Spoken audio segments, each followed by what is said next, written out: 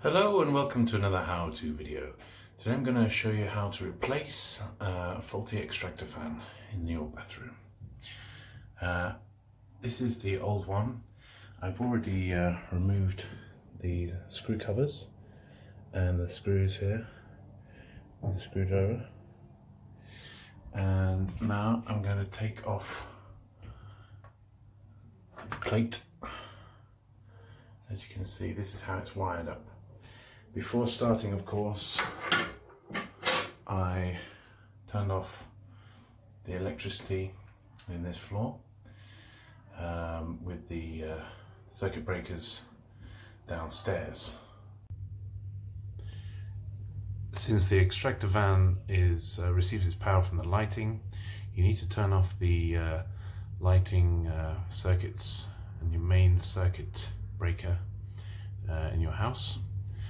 You can just turn off them all if you're unsure, but mine is one of these.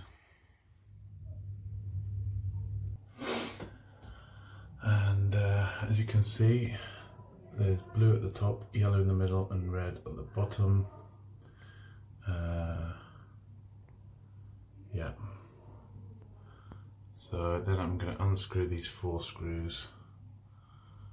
Well, I'm going to unscrew the electrics first, and then these 4 screws, and then I'm going to put in the new one.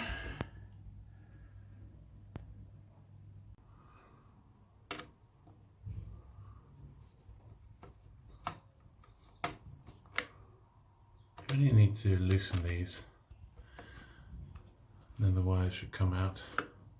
You don't need to actually unscrew them completely.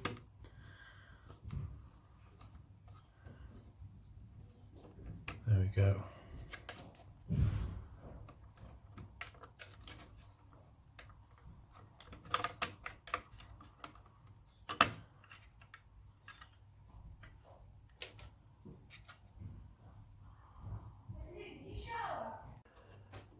You take off the 4 corner screws, keeping the unit in place.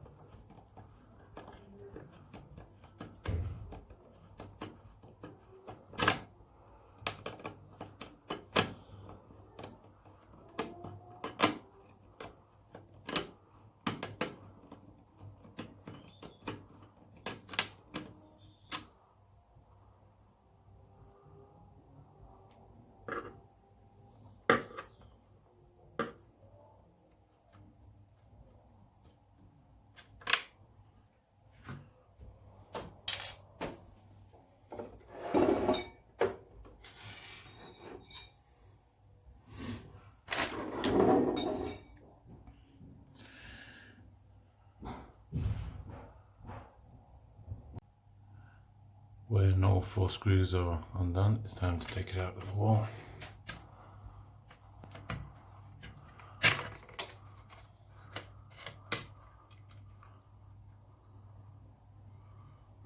And there you can see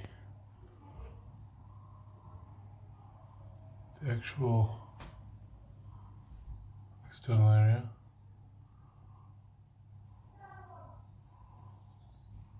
And the internal part that leads to the exterior. I have put my hand down there, made sure the exterior flap's still open, which they do, and I've given it a quick clean.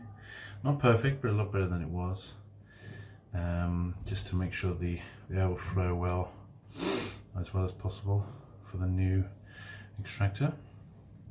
Now it's time to unpack it. This is a Manrose toilet fan with light switch operated with timer overrun, which is the same as we had before, so it should just be a question of doing the blue, yellow and red in the right positions electrically and then touching it to the wall, and it should work. almost impossible to open these without the help of the scissors, which I now have.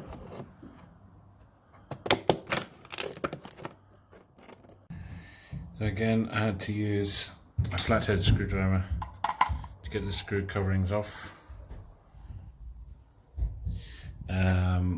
And now I'm going to use the Phillips head screwdriver to unscrew these two so I can get inside the unit.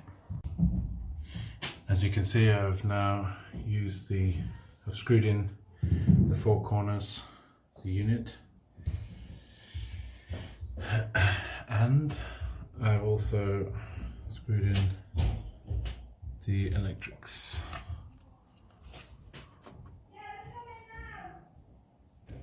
Okay, now it's time to test it. Then turn your lighting back on and test. The lighting is back on, but the fan part is still isolated, so we need to switch it on.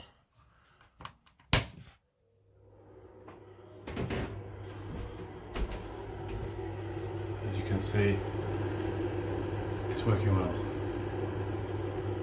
So we just need to put the cover back on, the screws in place, and the blanking screws in place, and the job is done.